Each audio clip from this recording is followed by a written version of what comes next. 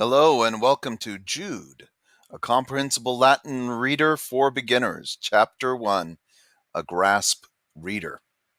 If you want to find out what a grasp reader is, come visit my blog at comprehensiblelatin.com and learn more about that and learn more Latin. If you wish to learn Latin through Jude, stick around and I will teach you some. Est. Est. Est Judas. Est Judas. Est Judas servus. Est Judas servus. Est Judas Iesu servus. Est Judas Iesu servus. Est Judas Iesu Christi servus. Est Judas Iesu Christi servus.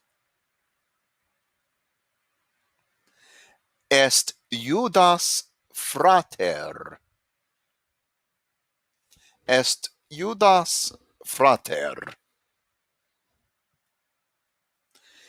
Est Judas servus frater autem.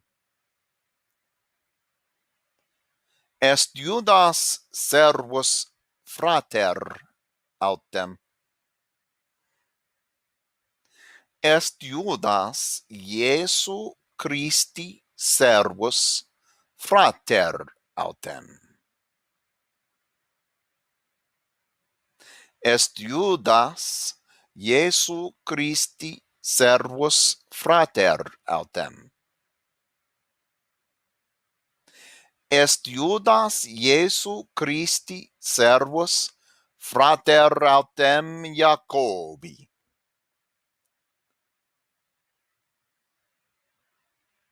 Est Judas Iesu Christi servus frater autem Jacobi.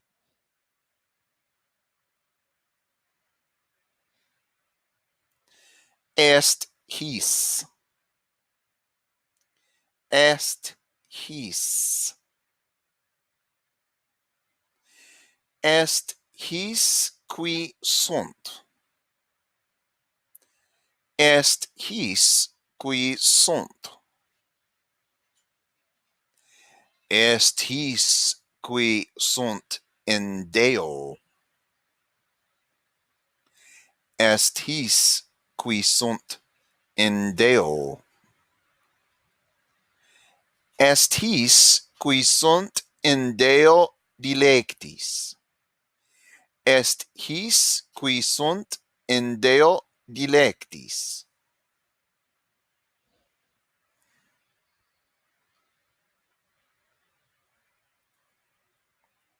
Est his qui sunt in Deo Patre dilectis. Est his qui sunt in Deo Patre dilectis. Est his qui sunt in Deo Patre dilectis et conservatis. Est his qui sunt in Deo Patre dilectis et conservatis.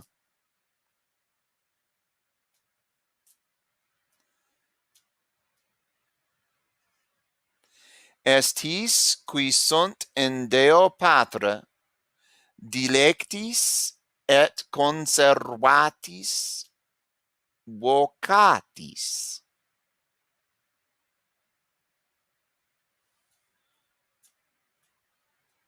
Est his qui sunt in Deo Patre dilectis et conservatis vocatis. Est his qui sunt in Deo Patre, dilectis et Iesu conservatis vocatis.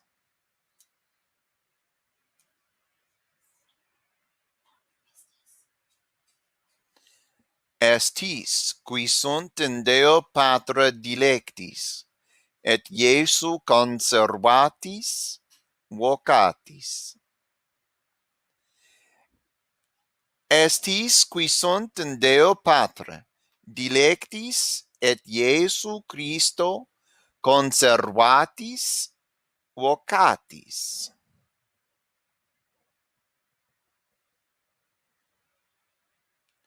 Estis qui sunt in Deo Patre dilectis et Iesu Christo conservatis vocatis. Est Judas Iesu Christi servus frater autem Jacobi, his qui sunt in Deo Patre dilectis, et Iesu Christo conservatis vocatis.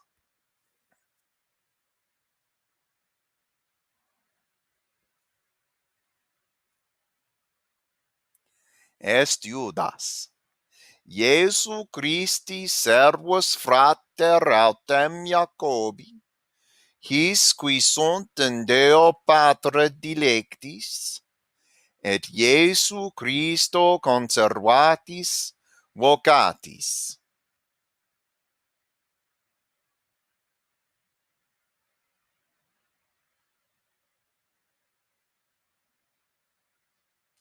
Thanks for viewing. Check out my blog at comprehensiblelatin.com for more comprehensible Latin to help you learn. Bye.